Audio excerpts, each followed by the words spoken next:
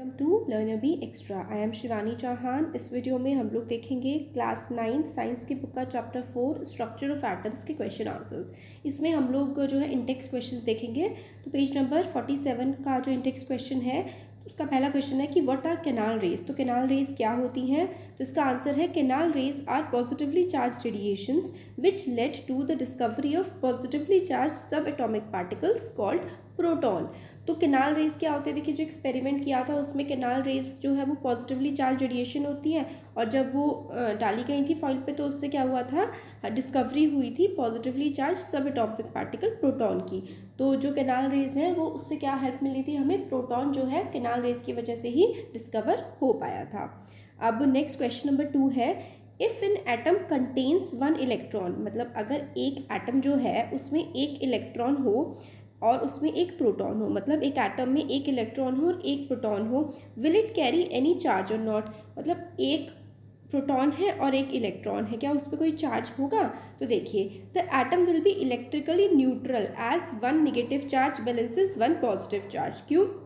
क्योंकि प्रोटॉन जो है ना वो पॉजिटिव होता है और जो इलेक्ट्रॉन है वो नेगेटिव होता है। अब इसमें एक प्रोटॉन है और एक इलेक्ट्रॉन है, तो भाई एक प्रोटॉन है और एक इलेक्ट्रॉन है तो एक दोनों के दोनों एक दूसरे को कैंसिल ही तो कर देंगे ना। तो इसलिए जो एटम वो होगा वो इलेक्ट्रिकली न्यूट्रल होगा as 1 negative charge balances 1 positive charge. तो एक पॉजिटिव है और एक नेगेटिव है, इसलिए वो एक दूसरे को बैलेंस कर देंगे और पूरा का पूरा एटम जो होगा ना वो इलेक्ट्रिकली न्यूट्रल हमें देखने को मिलेगा। तो पेज नंबर 47 पे यही क्वेश्चंस थे। अब पेज नंबर 49 पे देख लेते हैं। उसका पहला क्वेश्चन है, on the basis of Thomson model of an atom explain how atom is neutral as a whole. तो थॉमस का जो एटॉमिक मॉडल है वो उसकी हेल्प से कि पूरा का पूरा एटम एज अ होल पूरा न्यूट्रल होता है, मतलब इक्वल नंबर ऑफ प्रोटॉन और न्यूट्रॉन उसमें होते हैं, दोनों मतलब पॉजिटिव और नेगेटिव दोनों बराबर है तो कैंसिल हो जाएंगे, जीरो हो जाएगा। तो ऐसा कैसे होता है? तो उसके अकॉर्डिंग थॉमस के मॉडल ऑफ एटम के अकॉर्डिंग हमें बताना है।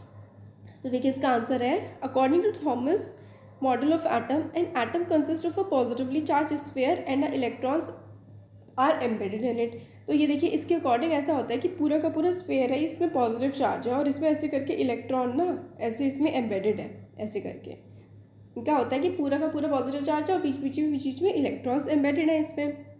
Negative charge and positive charge are equal in magnitude. तो जितना नेगेटिव चार्ज है उतना ही पॉजिटिव चार्ज है इसके according. So atom is electrically neutral. तो गोल सा एक एटम है वो पॉजिटिवली चार्ज है और फिर उसमें नेगेटिव चार्ज के पार्टिकल्स एम्बेडेड हैं और दोनों का जो मैग्नीट्यूड है वो इक्वल है। मैग्नीट्यूड इक्वल है का मतलब है कि सपोज करिए अगर 15 प्रोटॉन्स है ना तो 15 ही इलेक्ट्रॉन्स भी हैं, तो आपस में क्या हो जा रहे हैं, वो कैंसिल कर दे रहे हैं एक दूसरे को। नेक्स्ट क्वेश्चन है, on the basis of Rutherford model of atom which subatomic particle is present in the nucleus of an atom. तो रदरफोर्ड के जो मॉडल है, क्योंकि हमने इस चैप्टर को जब पढ़ा था तो हमने देखा था कि बड़े सारे एटॉमिक मॉडल्स हैं यहाँ पर।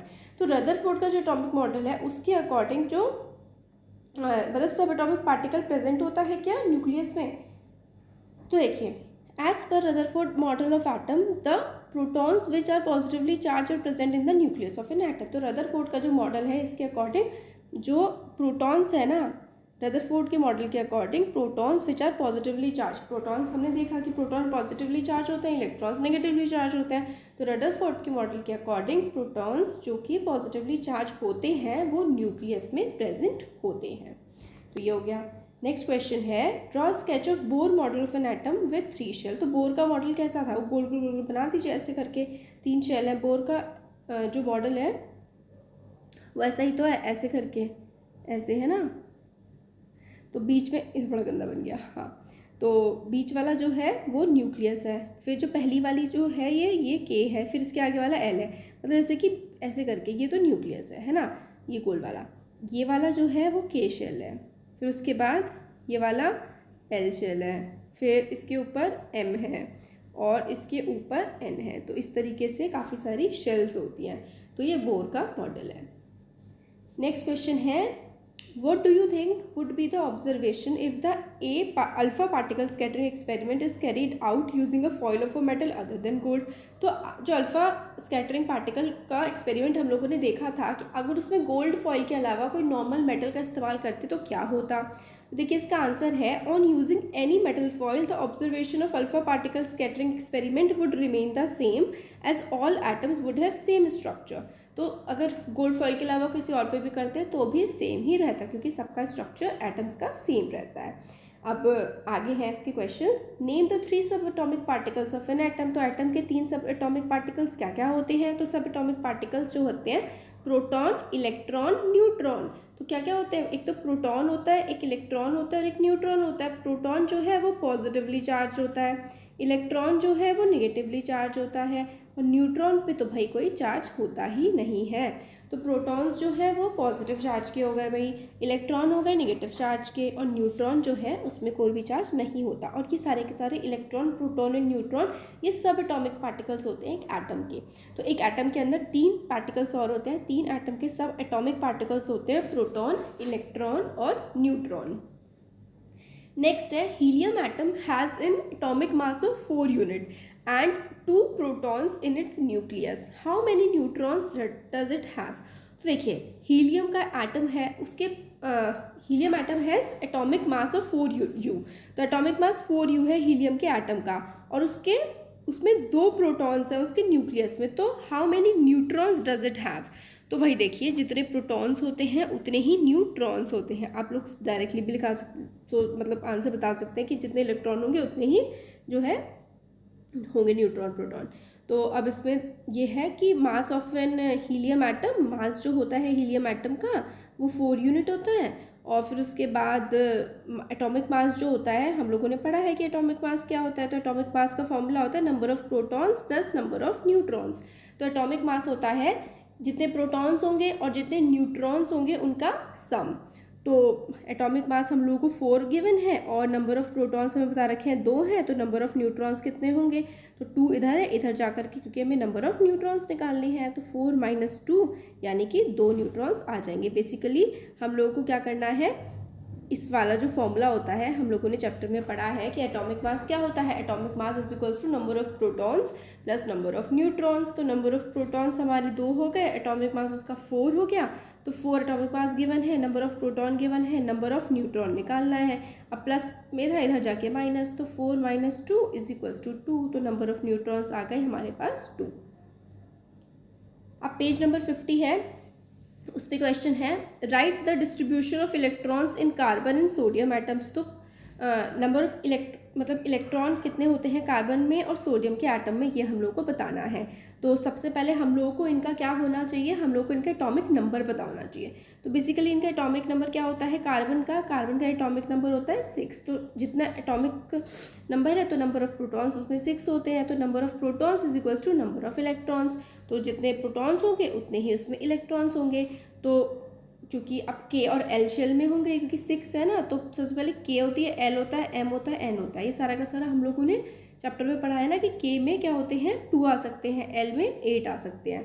तो 6 एटॉमिक नंबर है तो के में कितने आएंगे, के में 2 आएंगे और बाकी बचे हुए 4 आगे आएंगे। तो के और एल में इस तरीके से। तो डिस्ट्रीब्यूशन इलेक्ट्रॉन्स का ऐसे होगा। अब इसमें एटॉमिक नंबर जो होता है सोडियम का वो क्या होता है 11। देखिए दूसरा हमसे सोडियम पूछा गया, तो एटॉमिक नंबर सोडियम का होता है 11। तो 11 एटॉमिक नंबर है। नंबर ऑफ प्रोटॉन्स और नंबर ऑफ इलेक्ट्रॉन्स दोनों के दोनों कितने होंगे 11 होंगे, क्योंकि देखिए एटॉमिक नंबर जो होता है वही नंबर ऑफ प्रोटॉन्स होते हैं और वही नंबर ऑफ इलेक्ट्रॉन्स होते हैं। तो 11 है, तो 11 को कैसे डिस्ट्रीब्यूट करोगे 2 8 1, क्योंकि के में 2 होते हैं, एल में 8 आ सकते हैं और फिर एम में और ज़्यादा उससे आ सकते हैं 2 की पावर में। तो के शेल 1 होता है 2 की पावर 1, फिर एल शेल 2 होता है। तो इस तरीके से हम लोगों का आगे बढ़ता जाता है। तो आप बेसिकली फ़िलहाल ये याद रख लीजिए कि जो के होते हैं उसमें 2 आ सकते हैं, एल में 8 आ सकते हैं और फिर इसके बाद और आगे बढ़ता जाता है। तो आपके लिए फ़िलहाल यहाँ पर ये है और आगे भी याद कर लीजिएगा। फ़िलहाल यहाँ पे ये देख लीजिए 11 का है तो 2 8 और 1 इस तरीके से एम में 1 आ जाएगा। अब if K and L shells of an atom are full, अगर के और एल शेल दोनों फुल होंगे then what would be the number of electrons in the atom. अगर के एल शेल दोनों फुल हैं तो फिर कितने होंगे एटम में 10 ही होंगे, क्योंकि के में कितने आ सकते हैं, के में तो भाई 2 आ सकते हैं और एल में 8 आ सकते हैं। तो के में 2 आ सकते हैं एटम्स और एल में 8 आ सकते हैं। तो कितने होंगे, 10 होंगे टोटल। तो के शेल कैन होल्ड 2 इलेक्ट्रॉन्स। तो के शेल जो होता है, हमने शेल्स इससे पहले वाले थोड़े से देर पहले देखे थे ना कि के एल एम एन कैसे शेल्स होते हैं बोर्ड्स मॉडल के अकॉर्डिंग, ऐसे करके ये वाली के हो गई, फिर एल एम। तो के शेल में 2 इलेक्ट्रॉन्स आ सकते हैं और एल शेल में मैक्सिमम 8 इलेक्ट्रॉन्स आ सकते हैं। तो क्योंकि के में 2 आ सकते हैं और एल में 8 आ सकते हैं, तो अगर दोनों के दोनों के और एल फुल हैं तो कितने इलेक्ट्रॉन्स होंगे, इलेक्ट्रॉन्स उसमें होंगे 10 उस एटम में। सॉरी, अब ये है पेज नंबर 52 पे। How will you find the valency of chlorine, sulphur and magnesium. Chlorine की, सल्फर की और मैग्नीशियम की अगर आप लोगों को वैलेंसी निकालनी है तो आप लोग कैसे निकालेंगे, तो ये आप लोगों को बताना है। ये वाला क्वेश्चन देख लेते हैं। तो अगर आपको किसी की भी वैलेंसी निकालनी है ना, तो सबसे पहले आपको उसका एटॉमिक नंबर पता होना चाहिए। तो वैलेंसी क्या होती है, valency is the combining capacity of an atom of an element. जो मतलब बाहर वाले शेल में कितने एटम्स है, के एल एम एन, मतलब जो सबसे बाहर वाला शेल है उसमें कितने इलेक्ट्रॉन्स है ना, उससे हमें पता लगेगा कि उस चीज़ की वैलेंसी कितनी है। तो बेसिकली हम क्या करेंगे, हमें किसी भी नंबर की वैलेंसी निकालनी है तो सबसे पहले हम लोगों को उसका एटॉमिक नंबर पता होना चाहिए। तो क्लोरीन का एटॉमिक नंबर्स आप लोगों को याद करने, मैंने जब चैप्टर पढ़ाया था ना, तो चैप्टर में भी मैंने आपको बताया था कि देखिए ये टेबल है और यहाँ से आपको एटॉमिक नंबर्स याद करने हैं। तो बुक में से एटॉमिक नंबर याद कर लेंगे। क्लोरीन का एटॉमिक नंबर होता है 17 एटॉमिक नंबर होता है क्लोरीन का। तो प्रोटॉन्स कितने हुए इसमें, 17 हुए, और इलेक्ट्रॉन्स पे कितने हुए, 17। क्योंकि इसका एटॉमिक नंबर 17 होता है, इसके प्रोटॉन्स भी 17 हुए और इसके इलेक्ट्रॉन्स भी 17 हुए। तो 17 को आप लोग के, एल और एम में कैसे डिस्ट्रीब्यूट करोगे, तो के में तो 2 आ सकते हैं, एल में आ सकते हैं 8, तो बाकी बचे हुए कितने, 8 + 2 तो 10 हो गया, और यहाँ पे 17 है, तो एम में क्या आएंगे 7। तो जो आउटर मोस्ट इलेक्ट्रॉन होता है ना, तो उसमें मैक्सिमम हम लोगों को 8 रखने होते हैं और बाकी जो बच्चा है उसमें से माइनस करना होता है। तो 7, 8 में से आप 7 को माइनस करेंगे तो वैलेंसी क्या आ जाएगी, क्लोरीन की वैलेंसी 1 आ जाएगी। Chlorine needs 1 electron to complete its outer most shell. तो आउटर मोस्ट शेल में हमेशा हम लोग को 8 रखने की कोशिश करनी होती है, तभी वो स्टेबल होता है। तो क्योंकि यहाँ पे आउटर मोस्ट शेल m है और इसमें 7 आ चुके हैं, तो ये क्या करेगा, इसको एक और इलेक्ट्रॉन चाहिए। तो इसको कितने इलेक्ट्रॉन चाहिए, कंबाइनिंग, देखिए वैलेंसी क्या होती है, कंबाइनिंग कैपेसिटी होती है कि दूसरे एटम के साथ कैसे कंबाइन करेगा। तो ये दूसरे से एक ले लेगा, उसके साथ जुड़ जाएगा। तो क्लोरीन की वैलेंसी हो गई 1। अब इसी तरीके से सल्फर का एटॉमिक नंबर होता है 16। तो 16 को आप लोग कैसे लिख सकते हैं, 2, 8 और 6। अब देखिए 6 8 से कितना दूर है, 6 8 से 2 दूर है ना, तो इसको 2 इलेक्ट्रॉन चाहिए होंगे। तो 2 दूर है 8 से, क्योंकि आउटर मोस्ट शेल 8 से कितना दूर होता है वही उसकी वैलेंसी होती है। तो आउटर मोस्ट शेल यहाँ पे 6 है, 8 से कितना दूर है, 2 दूर है ना ये, क्योंकि देखिए 16 था, 16 को आप कैसे लिखेंगे, 2 8 और बचा 6, तो 6 बचा, तो 6 8 से कितना दूर है, 2 है ना, तो इसकी वैलेंसी 2 हो गई। अब मैग्नीशियम है, मैग्नीशियम का एटॉमिक नंबर होता है 12।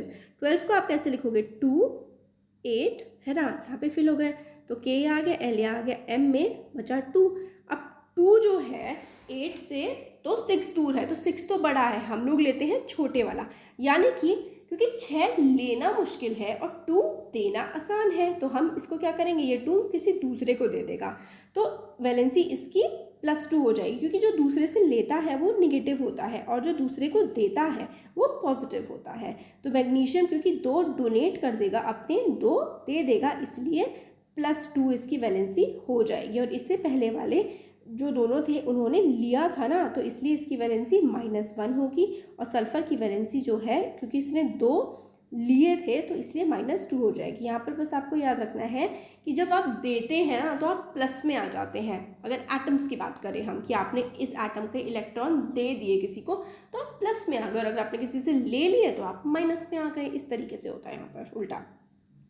तो क्योंकि मैग्नीशियम की वैलेंसी क्या होती, 12 था इसका एटॉमिक नंबर, है ना, तो 12 इसका एटॉमिक नंबर था, तो इसको आप कैसे लिखोगे, 2 लिखोगे यहाँ पे और 8 लिखोगे और फिर उसके बाद यहाँ पे 2 लिखोगे। अब क्योंकि ये 2 है तो 2 देना ज़्यादा आसान होगा एज़ कम्पेयर टू 6 लेना। तो ये क्या करेगा, 2 डोनेट कर देगा, तो इसकी वैलेंसी क्या हो जाएगी, +2। क्योंकि ये 2 डोनेट कर रहा है इसलिए इसकी वैलेंसी +2 हो जाती है। तो ये हम लोगों के कुछ क्वेश्चंस हो गए। अब आगे की जो एक्सरसाइज के हैं ना सॉल्यूशंस, वो हम लोग नेक्स्ट वीडियो में देखेंगे। तो कैसा लगा ज़रूर बताइएगा, अच्छा लगा तो लाइक करिए, चैनल को सब्सक्राइब करिए, अपने फ्रेंड्स के साथ शेयर करिए। Thank you.